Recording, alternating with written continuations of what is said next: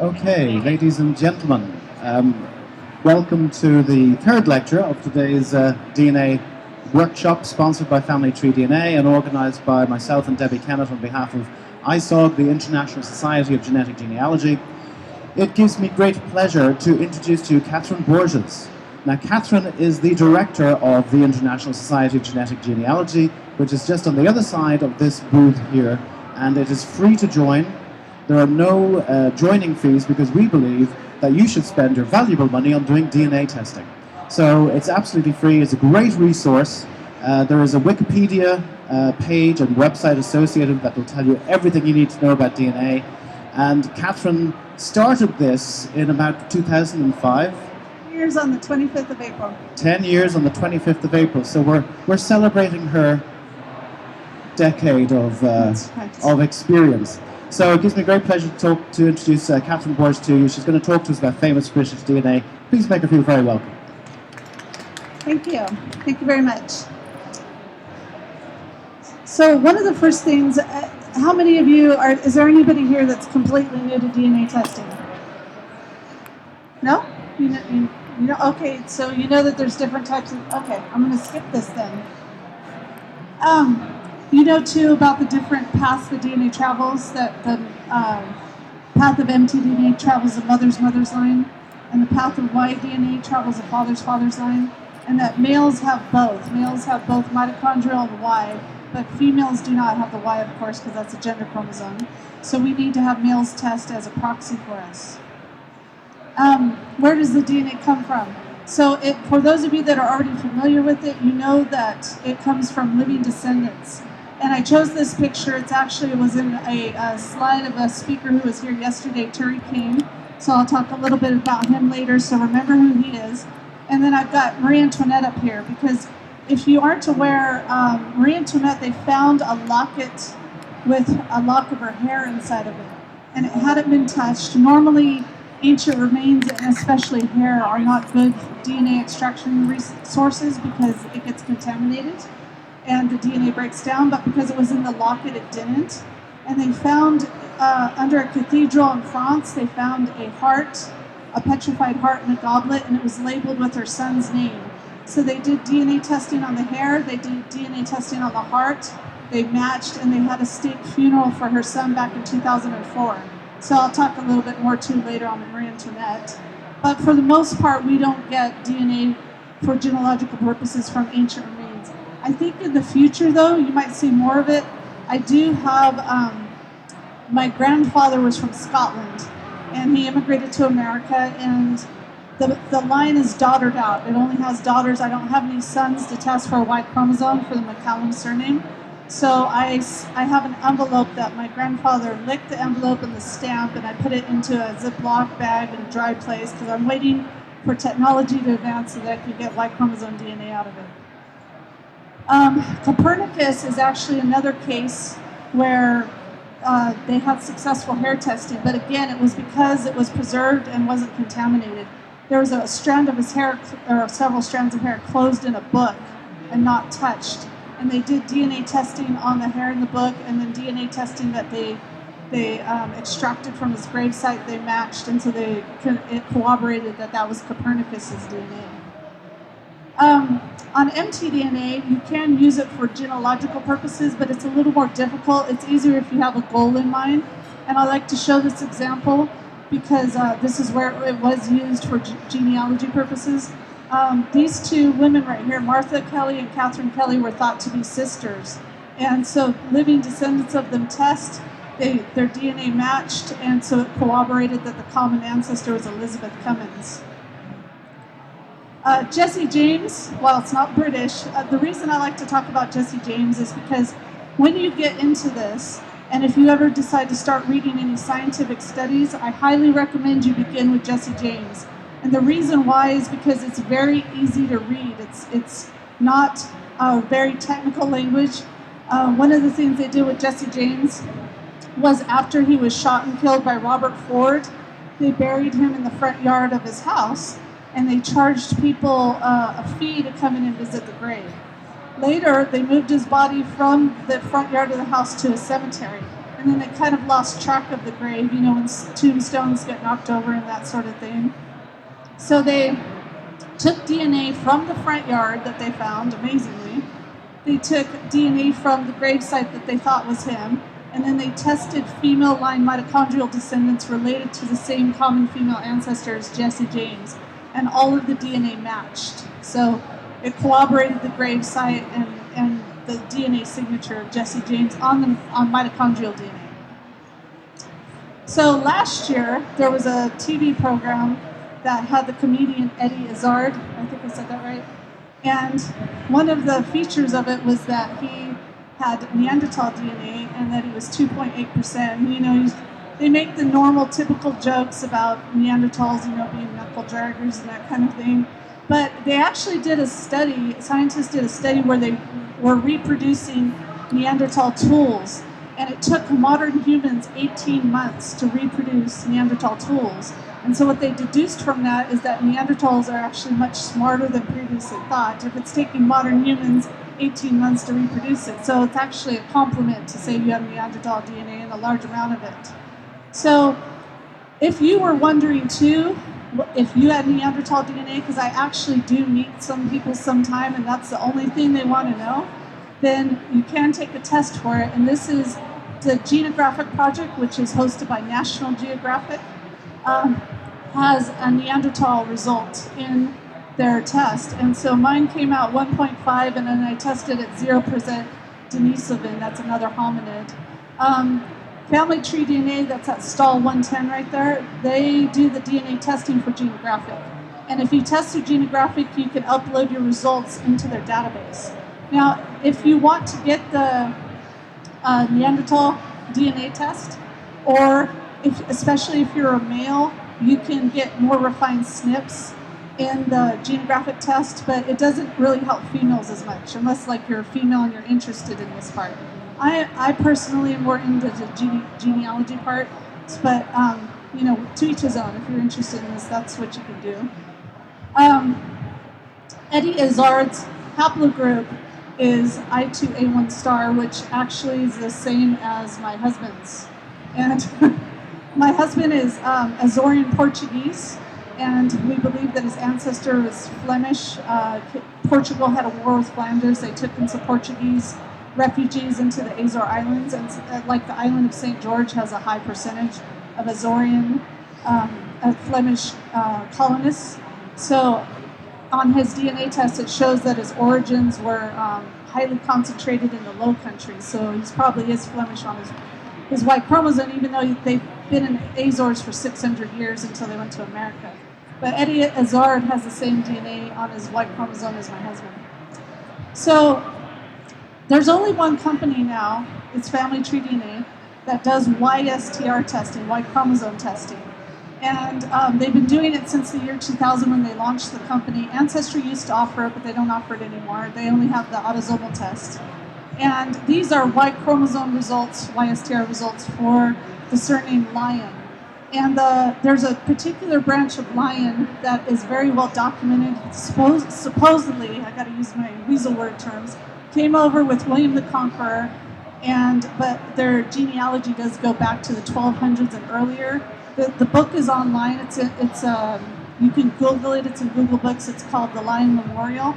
And well, my husband has a LYON line, so I set up a volunteer project for the LYON surname at Family Tree DNA for his side. And it turns out with later research, I also have a LYON line. And mine happens to be this one. Now, obviously, because I'm not a male and my maiden name was not LYON, I cannot test for this, but other male lions have, and it happens to be the same lion family that Elizabeth Bowes lion, the Queen Mum, came from. So these are YSTRs from the lion. Some of those are brick walls, and some will have their paper trail going back. Another interesting thing about this particular group of lions that we can see in the DNA is when they came in with the Normans, one branch of lions stayed in England, one went up to Scotland, and one went over to Ireland. And their DNA does have some differences and mutations between them. Lion is also a surname that appears in Germany and France.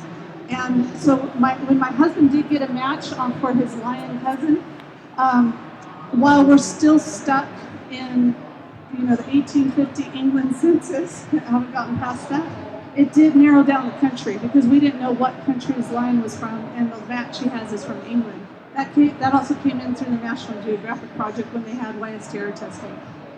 So, again, back to mitochondrial DNA. This was from a study that was done on these bones that were found. They call it the Norwich Anglo-Saxon. They believe that he was Anglo-Saxon. He's a mitochondrial X, which it's found here, but it's not all that common. And so one of the things, and I'll show you later too, is when you look at the DNA like this, you may not be descended from him, and especially if it's a male, because males don't pass on their mtDNA, but you can see if you have a common ancestor with him. Of course, one of the famous ones, and as Turi King was here yesterday talking about Richard III, she was one of the speakers, so I also included, in case you missed yesterday's presentation. They also did, the first kind of testing they did on Richard III to confirm that was his remains was mitochondrial DNA testing, and they found a descendant. I believe they tested his mother, Joy Ibsen, first, but she's passed away. They tested Michael Ibsen. He's the one in the picture that I showed you. Remember who he is later? That was him swabbing his cheek. And then this was another descendant, and then Richard III's DNA, and it all matched. And then Turi King gave an update of it yesterday. And in the update, you can see that the second descendant is Wendy Doldig. And then down here, it shows that they ended up doing a full mitochondrial sequence on Richard III. Turi King said that Michael was a perfect match. Wendy had a little bit of some markers off, and then to Richard III. And Family Tree DNA does do a full mitochondrial test that you can do, and it's on special over there. So his mitochondrial origins are J1C2C, which is, it's not real common, but it is found in Western Europe. So you can see if you match him, it gives a little bit on its origins. And then another speaker we had on the first day of the conference was Martin Larmacel. I hope I pronounced that right. And he talked about King Henry of France. And they had done DNA testing on a hat.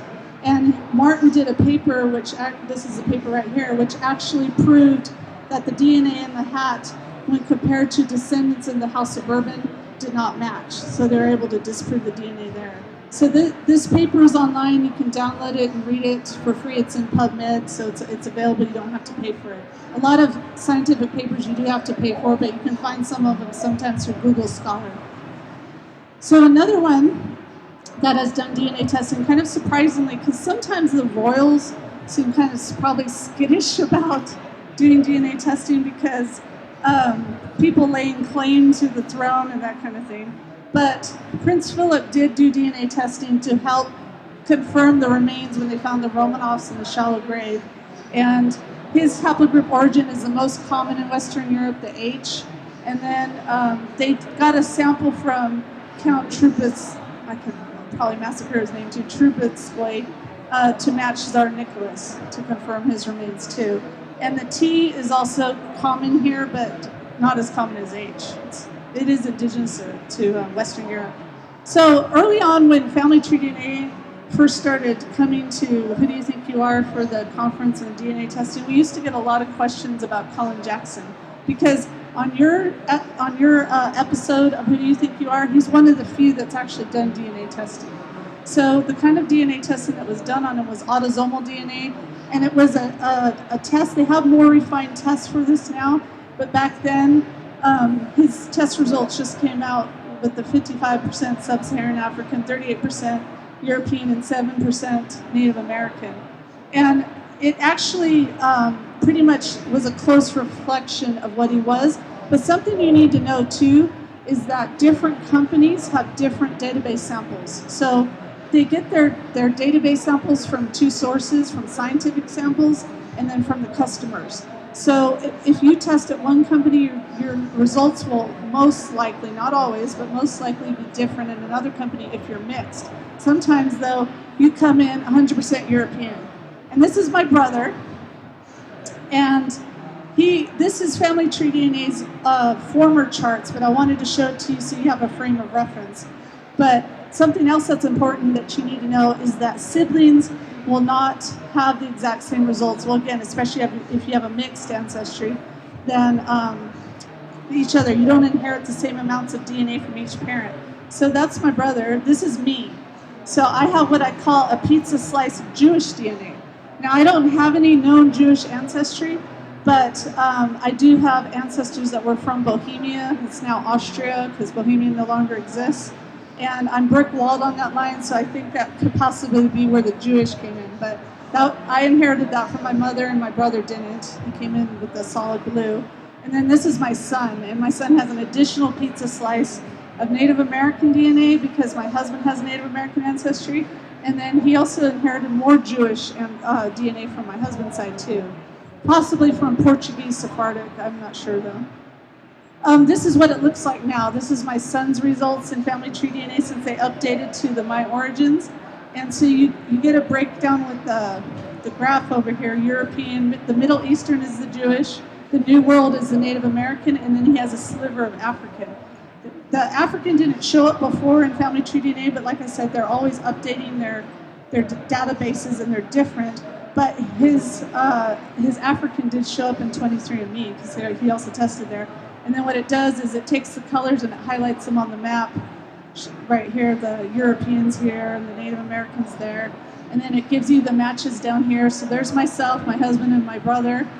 And it shows the different percentages right there. So that's what it looks like now. And that's pretty spot on. And it's very close to what his results look like in 23andMe too. In Family Tree DNA, this is what their chromosome browser looks like. Only Family Tree DNA and 23andMe have chromosome browsers. But they're very important because you need to be able to see which side of the family your DNA results come from. A lot of people have been trying to pressure Ancestry to add a chromosome browser for this reason. But one of the things I love about this is my results. And as Maura said, I've been doing this for 10 years. Why chromosome testing started out was the first thing. So my maiden name is Bolt, B-O-L-T. And all these years, I always had to sweet talk male Bolt into doing DNA testing from my father's line, and I'm a daddy's girl. So when this test came out, to me, it was the next best thing since sliced bread because I could see my daddy's DNA in me. So all of these cousins right here, they all match me on my Bolt line. These are the areas, I'm the dark blue, and so the colors match with the segments that we have in common. So where you see overlap, like this light blue, the dark blue, and the orange, we're looking at Bolt DNA. But when I say Bolt DNA, it also could have come from the wife. I don't know the wife's maiden name, so I just say Bolt out of convenience, but it came from one of those sources. So I'm a big proponent of autosomal DNA testing for that reason. Now, on autosomal DNA testing, you also get a list of your matches. The computer will predict the relationship range of how you're related. You can confirm it over here. I left my brother's pending just so you can see what it looks like because you have to confirm the relationship. It gives you the amount of DNA you have in common, and it highlights the surnames you have in common. And because this is my son's results, all the surnames are highlighted because he has common ancestors with both my husband and I, of course. So that's what it looks like. And then I hadn't entered any surnames from my brother, which can, when you get that too, that can drive you kind of nuts. So to find out if you have famous DNA, one of the things I highly recommend you do is to Google your DNA. So what I did is when my husband's DNA results came in, I took his mitochondrial results, put them into Google, hit search, and it came up with these papers. And one of the things that it landed on was a page that I had actually compiled, much to my shock and amazement, because for ISOGG, on ancient DNA. So my husband matches this one down here, the Desmond Dewitt. My husband's a mitochondrial C, because remember I said he's Native American? On his mother's side he is. Desmond Dewitt was a Beothuk chief's wife in Newfoundland. Their bones had been in Edinburgh University for like 100 years. Before they were shipped back to the tribe for burial, they did DNA testing. And so what it tells me, and it helps to give relevance and significance to my husband's family, is that one branch of this tribe went towards Newfoundland, and then my husband's branch went down into North America. So while it's at a very distant, ancient level, they can say they do share a common ancestor, which doesn't do it. If you do YDNA, YSTR testing like Family Tree DNA does, you can upload your results for free to YSearch. It's a free search database, and it has results from other companies in there too when they offered it, like Ancestry, SMGF. Same thing with mitoSearch, and then a lot of people have entered the famous people into YSearch and mitoSearch. So this is, if you happen to match Jesse James, as I showed you earlier, and you input it in there, then you get a result like that. So it's kind of cute too, because sometimes some of these were entered by ISOGG, so we'll get emails that ask, oh, you know, am I descended from them, or I have a famous relative, that kind of thing. But that's how you can find out about it too, besides Googling. There's quite a few books and resources available about famous DNA. The Royal Bastards book, this was authored by a gentleman here in England, and it has the DNA of the Stuarts in here. And Ali McDonald, who's here at the Strathclyde booth, he had talked a little bit about the Stuart DNA yesterday, so if you watch his presentation online, Morris is going to upload all of our presentations. The Stuarts are covered in that one. This is the Who Do You Think You Are companion manual written by Megan Smoleniak. Now this book is a few years old, and it has to do with the US version, which Lisa Kudrow from the show Friends bought the rights for the US version. So to be shown in America, this is from the first year, so the middle section of the book has to do with the first year of the show. However, especially if you're a beginning, or you want to give it as a gift for a beginning genealogist, this is a very good starter book because it also covers DNA in there. Two other resources locally would be, this one has to do, as I said in the beginning, with Marie Antoinette's DNA, The Lost King of France, and then the Richard III book by John Ashdown Hill. Debbie Kennedy's here today. She might somewhere in this area, I think. She does have books available at the ISOGG stand, which is stand 104. And then Emily Olicino also has some of her books available at the stand. So these are also two good books that are great for if you're just starting out and beginning in DNA and you want to learn more. And then since the authors are here, you can have them signed. Ups the value of the book. Half of Debbie's book includes social networking. So she on the social networking of how to find matches and recruit people to test through Facebook, Twitter, that sort of thing. This is a screenshot from the US show of Who Do You Think You Are? And also I have the one for Finding Your Roots with Henry Louis Gates. So one of our British friends here told us that all American or US shows are available here. So I'm not sure where or how you find them on what channels, but she says you can get everything here. And especially on Finding Your Roots, they do DNA testing on all of the celebrities, every single one. On Who Do You Think You Are? They don't. Maybe a couple here and there, but most of them they don't do the DNA testing on. It's still a good show. Resources, I'm still in the resources category. The Science Museum in London has an exhibit that's going to go on for 10 years, so we're probably about 3 years into it, I think. And it's called Who Am I? And it's a whole floor of the Science Museum. I highly recommend, though, you don't go when the kids are off term from school, because it is a madhouse in that museum, because that happened to us. But it has whole sections on DNA tests. It's got DNA testing in the exhibit. I chose this is from the video on the website, and it has the DNA in the background. But you can learn more about it there, too. And Chris Stringer had an exhibit last year at the Natural History Museum. Now, when I looked at the website, it does not appear to be on there anymore, but it does include famous British DNA. It has Kevin Fong and Clive Anderson are some of the ones in the exhibit, which I took screenshots of. So possibly that exhibit may come back. It was a very short and small exhibit, so hopefully it'll rotate since Chris is at the Natural History Museum. And we wouldn't even be here today if it wasn't for two Englishmen, Watson and Crick, when they discovered DNA. And I just like this cartoon, and I thought I would include it because we really, it's thanks to them that we're even here. But it's Cambridge 1953, shortly before discovering the structure of DNA. Watson and Crick, depressed by their lack of profit, visit the local pub, and he says, "I'll have a double Felix."